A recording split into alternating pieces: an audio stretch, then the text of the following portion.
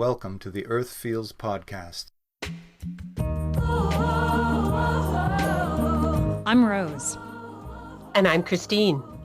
Welcome to Earth Feels, the podcast for people feeling overwhelmed by the endlessly gloomy climate news. Where every week we have soul-based conversations about climate change and explore the idea that climate change may be happening for us as much as it is happening to us. If you are ready to shift your focus and secure the future for our kids and our grandkids, then this is the podcast for you.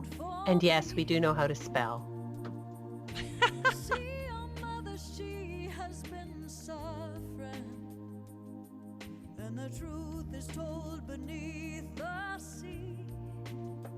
As our daily CO2 rate has been hovering at 420 parts per million, May 19th was the last time I checked, and it was actually 419.83, up from 416.85 in 2019. So that's a pretty big jump. We're facing the reality that even if we stopped CO2 emissions tomorrow, we are way beyond the 350 part per million needed to restore Earth's energy balance and stabilize our climate system. So today's question is, how can carbon capture and sequestration counteract the climate crisis?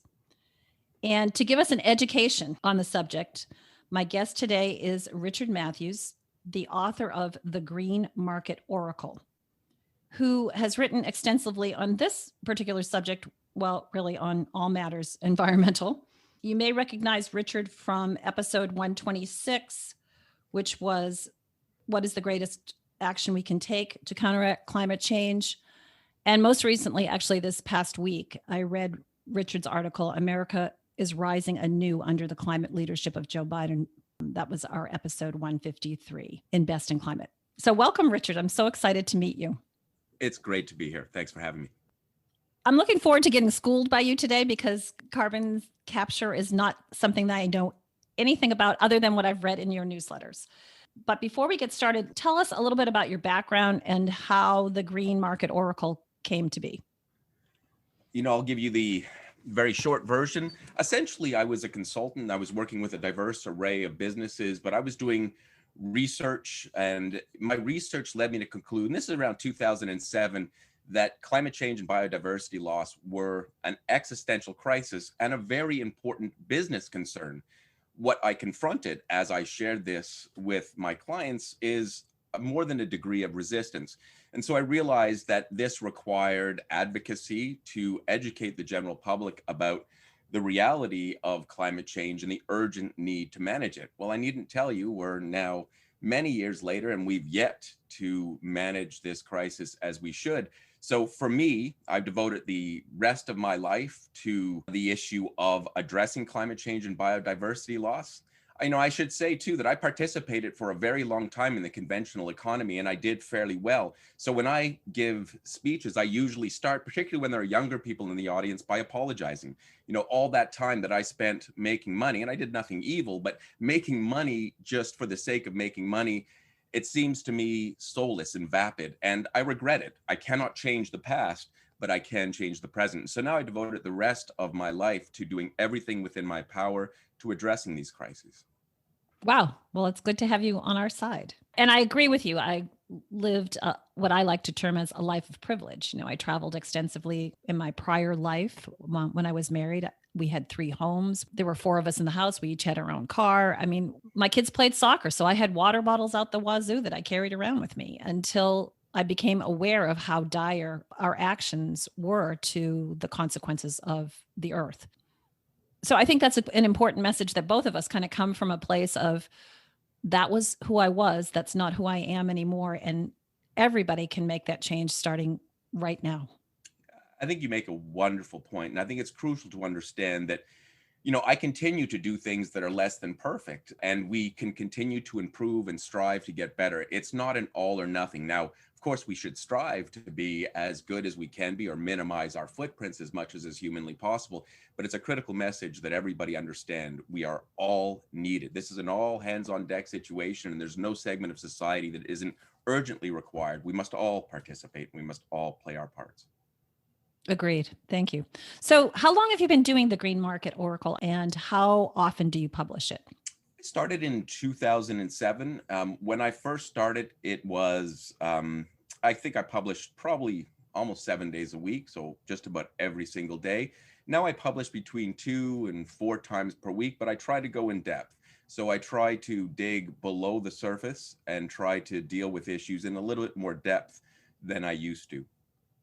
Yeah. I get your newsletter, and some days it's like I look at it and I'm like, okay, this is like way over my head. I can't go here. And then I try to get back to it at a later date where I can dissect it. What I love about it is that you provide links to everything that you say. So I can, if I want to learn more about a particular subject, or even about a particular bill that's being passed or whatever, there's the direct link. I don't have to search for it. So I find it very, very helpful. Thank you. And I think that's an important point, because in this era, so many folks speak, and sometimes, shall we say, to be kind, what they say is not always accurate. So I think it's critical that we make a valiant attempt to speak as honestly as we possibly can to issues and to substantiate what we're saying. So everything I say, to the best of my ability, is well researched. And I think it's crucial to try to combat disinformation, because disinformation is the scourge of our times, not just for disinformation, but for society as a whole. I needn't tell you. Yeah. Yeah. Unfortunately, we do live in an era of echo chambers everywhere, and it is hard. It's very difficult. I read all day long, and I'll read an article, even if it's posted in a publication that I feel pretty confident about. I still feel like I have to get both sides of the equation. There's always a political slant to it, and to try to discern what's true and what's not true can be a time suck. Let's just put it that way. What I wanted to talk to you about today was carbon capture and sequestration, because I know very, very little about this. And it appears that it's essential to going forward. We're already at 419.85 or something. We've been up over 420. I know it fluctuates a little bit, but what it seems like, it goes up, comes down, it's kind of like the stock market. It goes up and down, up and down. And then all of a sudden you'll get a burst again. And then it goes up higher, and then you kind of fluctuate, and then it goes higher again. We're at that 420 range. I know maybe a month ago we were at 421. Now we're back down again. So I'm expecting to see it peak again. The whole idea of drawdown is that when we stop everything, if we have the ability to stop everything, and that's obviously fingers crossed, and that I don't even see that on the horizon, that carbon that's being put out there is going to still be taking us higher and higher and higher till it peaks, and then we can draw down. So capturing carbon, what is the process? I mean, I know there's a lot of different technologies. Can you address that? What does the process of capturing carbon look like? You know, in the broadest possible terms, these are just technologies to either prevent carbon from entering the atmosphere, so at source, or something called direct air capture, which is really what I focus on, is about drawing carbon directly out of the air. So using very powerful fans, blowing the air through and pulling that carbon out through a process that I won't bore you with. But there's essentially two broad streams, both of which are critically important. So the idea is either to prevent carbon from entering the atmosphere at source. So wherever carbon is generated, you would have scrubbers or technical means by which you would remove that carbon before it goes into the atmosphere. And then there's the direct air capture. And this is the one that I think holds the most promise. But the importance here is to appreciate the scale on which we have to build these technologies out. So it's not one or the other. And I could break it down further if you like, but those are the two broad strokes. We should also mention as well NCS, or natural climate solutions, which are analogous approaches, but using the natural world, things like planting trees.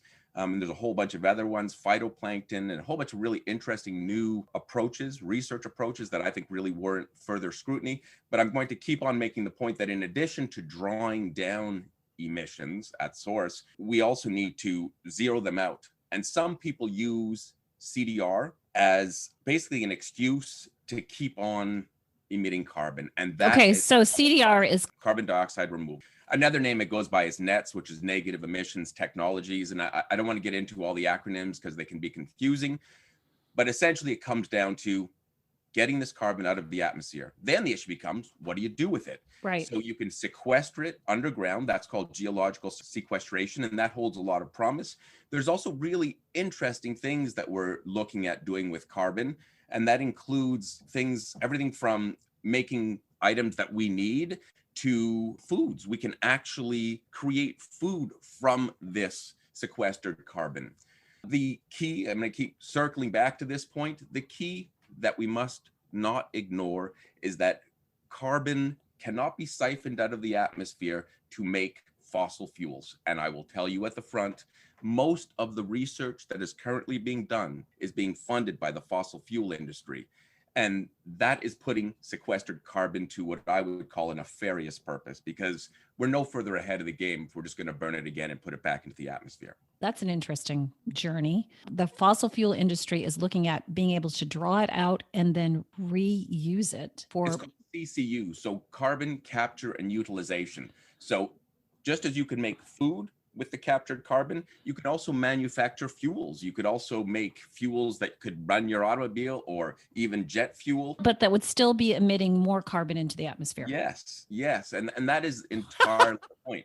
Okay. It's a circular logic, and it makes no sense. Yeah. But if you look at the way it's being spun by the fossil fuel industry, they're going to want to tell you this is how we get to net zero. And I think you know this already, but we need to appreciate there is no way forward. There is no way to meet the objectives laid out in the Paris Agreement without eradicating the extraction and burning of fossil fuels, period. Right. So there are others that will tell you otherwise, but the science on this is rather clear. I mean, the IEA just came out with a study that said there is no way to meet the Paris objectives. This is yesterday. There is no way to meet the Paris objectives without eliminating fossil fuel use. So this is fact. I know more about the natural climate regenerative soils and biochar and obviously planting of trees and that kind of thing. I'm a gardener. I'm more in tune with those kinds of things. Technology wise, we're talking about giant fans that extract carbon from the air. So what does that look like? They have a filter that captures the carbon? Essentially, yes. I mean, there are different approaches, and depending upon which company we're talking about, they all have patented processes. So it varies from company to company, but to simplify it, it's about using a material that effectively the carbon sticks to. And then you can sort of wash off that carbon, collect it in pools, and then decide what you want to do with it. I also want to make the point, you know, Greta, who is an icon in my home, Greta Thunberg, she said recently that not recently, last year, I believe it was, that these technologies are unproven.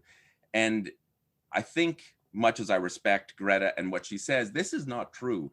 We have viable pilot plants that are running all over the world. So there are at least 5 companies that are running pilot plants multi-year with lots of good science supporting them. So the idea that these technologies are untested or unproven is not true. My own research reveals that they are viable and that they are scalable and that they are cost effective. And these are critical components, the latter especially, because we understand how to turn the wheels of this capitalist machine. There has to be an incentive. And the most recent research suggests it's a $3 trillion opportunity. So investors, once they comprehend this, will be piling on board. And this, of course, will drive its proliferation. And I started out by saying how critical it is to scale this. The massive scaling out process is, we're talking 1 million plants all around the world to do this. So it's not going to be one location per continent. They'll be everywhere. They will need to be everywhere if we're going to achieve our objectives. So you said there's 5 companies that are doing this right now. Where are they located? They're located all over the world. There's one in Canada. There's one in the United States. There's one in Iceland. There's another one in Europe. The 3 primary plants that I would draw your attention to are Carbon Engineering, Global Thermostat, and Climework. And that's United States, Canada, and Iceland. And the reason that Climeworks is primarily in Iceland, they're also in Europe, is because of a geological sequestration. So the ability to store that carbon deep underground. Iceland is an ideal place to do so. Why is Iceland ideal? Just because of the geological formation. What you need to have is caverns into which you can pump this CO2 and it will not leak out. So you need specific types of rock formation, basalt, that will effectively prevent that carbon from seeping out back into the atmosphere. And this geological sequestration, at least in the Iceland context, the research varies, but certainly for many hundreds of years, many say thousands of years, but hundreds of years is a fair estimate for how long it will be safely stored. Many hundreds of years. Okay. So is there a certain depth? I mean, what I know about geology, you could fit into a thimble. So you have to go below the aquifer, way down into Well, really kind of towards the core? Is that what yeah, we're looking at? it's Is it it doesn't miles necessarily deep? it doesn't have to be. First of all, there does not need to be an aquifer, and there are often no aquifers where this is being done. Certainly in the Okay. Iceland context, what it just requires is impermeable rock. So a specific type of rock called basalt, which will not allow it to escape. Now, I don't want to get into all the potential downsides, but you also need a place that is also not likely to experience major fractures or earthquakes. Mhm. So there's a lot of variables that are involved. I'm not going to bore you with the details, but essentially what you need is you don't need to store it dozens of miles beneath the earth. It Okay. can be stored in less than a kilometer below the earth. What you need is a reservoir, a rock reservoir that will hold that sequestered carbon. Interesting. Okay. So of these plants that are now operable, how big are they at current and how big would they have to get? Great questions. Right now, most of these plants are pretty small in scale. All three of the companies that I mentioned are in the process of scaling up. So they started out with relatively small plants that demonstrated the concept. It's called a proof of concept.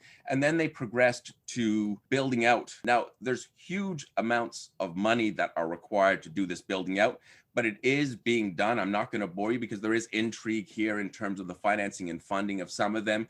But in the simplest terms, they've all had great success in expanding the concept and building it out. But I don't want you to think that we need to build these massive plants, because we have to think of land use here, part of the complex dynamic. Just like when we think about planting trees, you can plant trees, but you can actually end up doing more net harm depending upon the land that you use and where you plant said trees. So it's complex and will require a coordinated approach. So whatever we do with CDR will be partnered closely with NCS and will be partnered closely with, a whole variety of other things. So we need to make sure that at the end of the day, the scope, the size, and the scale of these plants fits into the context in which they find themselves. So some of these plants, in response to your question directly, will be small. Some of them will be massive. It will really depend upon how we can most effectively use the land. Is it necessary for the plants to be built where the carbon is being sequestered, or will there be No. a transportation issue as well? They're not. You can build them anywhere. And I think that's the beauty of this. They literally can go anywhere. So what we would like to do, or what many of us who research this propose, is that they should be used on land that isn't being used for any other purpose. So the idea, well, for example, of taking over agricultural land to build carbon capture plant doesn't make any sense whatsoever. So they can go anywhere. As you know, carbon is everywhere in the atmosphere, and it tends to equalize through a process of assimilation. It goes and spreads out. It's not localized. So it's not like you want to put it somewhere, even in a place where there is a lot of carbon being emitted. In that context, you'd be probably better off to use a localized CDR scrubbing mechanism, so something that removes the carbon at source. If it is having to be transported, is that a pipeline kind of issue? Is it trucked? What does it look like when it's captured? Is it a solid? Is it a gas? It can be a solid. It can be made into a solid, and this might be the most effective way. So there is a mechanism by which you can turn it into a solid. And by the way, these plants should be partnered with renewable energy. I failed to mention that, but that's also crucial. You don't want the energy required to come from fossil fuels. That would be silly. So it can be solid, or it can be a gas. So you can do it either way. I think the current thinking, and this makes a lot of sense to me, is that we want to try to find ways to sequester or manufacture, so CCU, so carbon capture and utilization, so making things from that carbon at source, or sequestering it at source. Hence the example of Climeworks, which I mentioned earlier, which is building out a lot of these facilities in Iceland, where the terrain, the ground is ideally suited for it. So again, you want not to transport it. So transportation will only add to the footprint, and the idea of minimizing the footprint, which is why I started out by saying, and I know it sounds ridiculous, but we're probably talking 1 million such plants all over the world in a whole bunch of different locations wherever it makes sense. Okay. So we're talking 1 million plants. What kind of time frame to build this? I mean, this is everything. What we first need to do is have this idea percolate into the general public so there's broad spectrum support. Joe Biden mentioned it, and I suspect a speechwriter passed it onto his desk, and I've heard him speak to the topic, and I'm not sure he fully comprehends it, but there is unfortunately a lack of familiarity and understanding. Hence, I'm really trying hard to reach out to the general public and explain to them, not just that this is a viable approach, but it's an absolutely indispensable and critical approach. So we can work super hard and even be successful at zeroing out carbon, but we have to find a way to siphon it out of the atmosphere. And to get to your question, we must do it in a timely fashion. So we don't have, as is the normal process, decades to build these technologies out. We need to rapidly appreciate their importance. So those who crafted the Paris Agreement understand their importance. They're in the Paris Agreement, as you may know, but we need to build them out rapidly. So the technology exists, it is viable, it is scalable, and it is cost effective. But that message has yet to filter into the general public and even politicians. Certainly the GOP is likely to be resistant, with the exception of its possible use in the fossil fuel industry. You know, you ask a really important question. Can it be done? In theory, absolutely, but it will not be done until there is a critical mass of support, both from the general public and from politicians. So how do we educate? And I think that's the brouhaha, right? That's the question. That's why I do the podcast, because I want to spread the information that I'm learning to more ears than just my friends and family. In the States, I mean, there's very little. I think you're in Montreal, right? Correct. Canada has had a carbon tax for a while. Is that correct? I mean, it's contentious. I'm not going to bore you with the details, but some of our provinces are fighting in the courts. Once again, conservative politicians in some provinces, our premiers are fighting it in court. But yes, in response to your question, yes. So would it be a fair assessment to say that Canadians understand carbon, that there should be a carbon tax, or that there may be a carbon tax, and whether they agree or disagree, they at least understand the concept of it? So here in the States, this is something that's relatively new. Unless you're really into the environmental world, I would say that the average person doesn't really understand what a carbon tax would do. And so what you're talking about is ramping up the education of the average person so that they can put pressure on their politicians to vote for this kind of thing and say that this is what our future needs to look like. How do we educate? How do we get the message out that this is a possibility? Let me circle back and answer your question and pick up on something you said earlier. You know, you talk about your podcast, and I've got to say, you know, what I find truly compelling about your podcast is the positive slant you take on things. And that's so critically important. So we have to have a positive attitude towards the prospect or the possibility of solving this problem. Very generally, you know, I deal with two types of people: climate deniers and doomers. You know, the doomers are on my side, if you will, in the sense that they acknowledge the scope of the problem, but they don't feel that it's possible to do anything about it. So belying whatever we do must be hope. And this is what you bring to the table. And I think it's a vitally important message. So in my view, you're very much doing your part. How do we get beyond the hope? Once we have the hope, we also have to have a bit of terror, a bit of fear. Mm-hmm. And, you know, it's that balance of, I am hopeful, I have children, and I will fight to my last to do everything I can. Most folks who understand the issues would feel the same way. Whether or not you have children, we have a genetic predisposition to care for each other. Sometimes we have trouble accessing it, but it's there for all of us. We're a social species. So how do we do it? Well, through a combination, I suppose, of hope, fear, and love. These are universals that transcend our individual predicament. You know, will we be able to do it fast enough? I'm not entirely sure we will. I believe we will, just because, well, you can call it optimistic, but I'm a realist at the same time. I very much crunch the numbers. I look at the amount of carbon forcing, and this is what has led me to my interest in CDR. There is no alternative. If we are serious about climate change, we will turn to CDR. The problem right now is that not everybody is serious. It's changing slowly, not fast enough, but it's changing. Yeah. People are beginning to understand climate change as a problem, but what they're not understanding is that it will result in the collapse of civilization as we know it. It will theoretically, you know, put our children into what I can only describe as hell, where, you know, folks are fighting for basic sustenance, for food, for water. And this is more painful than I can countenance. And so folks who confront both the reality as well as the need for us to do all that we can to stop that. I don't want to be known as the generation that killed off future generations. I believe in leaving the world better than when we found it. And that might seem lofty, but this hope, to go back to where I started, is fundamental. We must hope that we can do so. And the science tells us it is still theoretically possible, but we cannot dither. There is no more time. Yeah. Yeah. I think the episode that I just published this morning was 10 youth environmentalists talking to their elders, and their suffering is palpable. They're the first generation that really has inherited a world that is not getting better. And they see it, they feel it. I mean, it's a grief that even some of them are very optimistic. And it's amazing that the young woman I had on there was 12 years old. They've grown up with it. They've known this from a spiritual standpoint. Maybe that's why they're here.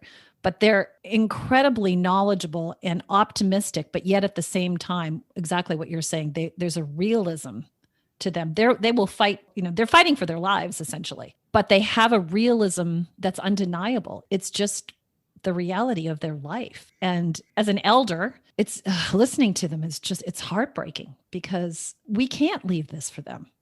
I mean, I didn't think about this kind of stuff when I was 12 years old. That's for darn sure. Yeah. So I thank you for saying that I'm optimistic. It goes in and out every single day, depending on the hour that you talk to me. Some hours I'm just destitute, and other hours I'm like, okay, yeah, we got this. We can do this, I understand. And I think all of us that are seriously engaged in this struggle go through the same feeling, and what I end up doing, and I don't know how you manage at the end of the day, but when I have serious doubts that we will succeed, I cannot, and this is a spiritual truth inherent in a great many world religions, but the idea that you cannot necessarily control the outcome. But what you can do is you can be fully present in the moment and participate as fully given whatever gifts you possess to spread the word, to do what you can. And as I said earlier, those of us who are here, many of us anyways, have vowed to do everything we can for as long as we can. And that's all we can do. Mm-hmm. And it might not amount to anything, but I would have it no other way. Even if I knew for certain we will not succeed, it would not change one iota. And that's the question I ask myself. Even if we don't succeed, would you change your life? Would you do things differently? And I would say no. I would fight to the last with every little bit of hope so that we can make this world a better place for our children. We owe them that. Yeah. Yeah. Thank you. Woo, that got deep. So back to carbon. So we're building out these plants, 1 million plants all over the world. Will they be as large as a football field? Will they be, I know there's been a lot of pushback about solar facilities taking up too much agricultural land or whatever. Obviously it's going to take land somewhere. How big do they have to be? They can be ridiculously small. You'd be surprised at how little they can be. And I suspect we're going to see a lot of these little plants, community plants, if you will. I think in the same way that I perceive distributed energy or locally generated energy in the future, we're going to do the same thing with carbon capture. So we're going to have local centers from whence that will occur. And it will be, hopefully anyways, within individual communities. So it will take the place of the incinerator, and it will be that kind of a footprint. It will be that small, or it will be the same as a wind tower. How big are we talking? I would take exception to the word footprint. Hopefully they will not have the footprint of an incinerator, but your point is well taken. They could be as small as an incinerator. You could, I envision that you could miniaturize something like, given the technology, at least for some of these, there is no reason why I couldn't build, and I've thought about doing it and maybe will, build something in my backyard. There's no reason why that's not possible. Okay. And so, as I keep saying, we require all of the above. So we must do everything we can as individuals, as communities, as organizations, as provincial and state governments, as municipal governments, and of course, as heads of nation states. So this will be, if we are to succeed, it will be because it is done on many levels and at many different sizes. Okay. All right. So are we talking just about this carbon scrub, this carbon capture scrub? There's many different technologies, right? Essentially, it breaks down to, CCS, which is carbon capture and sequestration, CCU, which is carbon capture and utilization. That's the fossil fuel one. Well, doesn't have to be fossil fuels. It's very important to say that you can do a lot of really wonderful things. So a lot of the things that we currently make, instead of fossil fuels to make them, which is what we do to make plastics, for instance, we can use this captured carbon.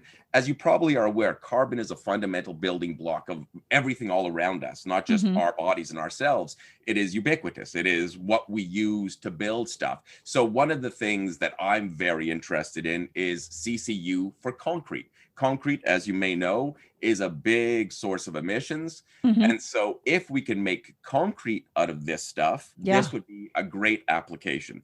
What I have said is that we need to be very careful, because of all the funding from the fossil fuel industry, not to allow this captured carbon to go back into creating another carbon cycle where we're once again pumping it out into the atmosphere only to capture it again. We have to stop emitting carbon. And as we said at the outset, a lot of it is baked in. So even if we stop producing carbon today, as you said, we would still be in a whole mess of trouble. We still have to get it out of the atmosphere. Get it out. Yeah. So concrete. So that would be, I mean, buildings could capture everything that we build could have carbon already sequestered into it. Absolutely. Or could be drawing carbon out.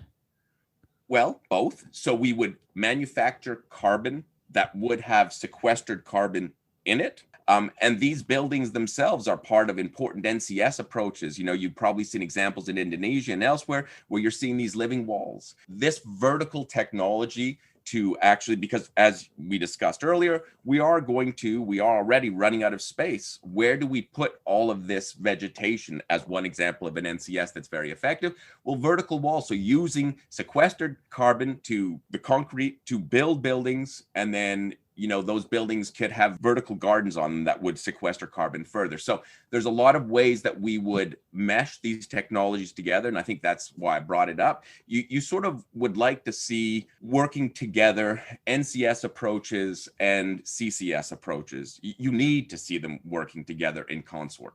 Okay. All right. Well, it sounds possible. I mean, it sounds possible. I mean, it's and not far-fetched. So there's these 5 companies that you think are viable. Are there others that are working on similar technologies that are emerging, or this is it?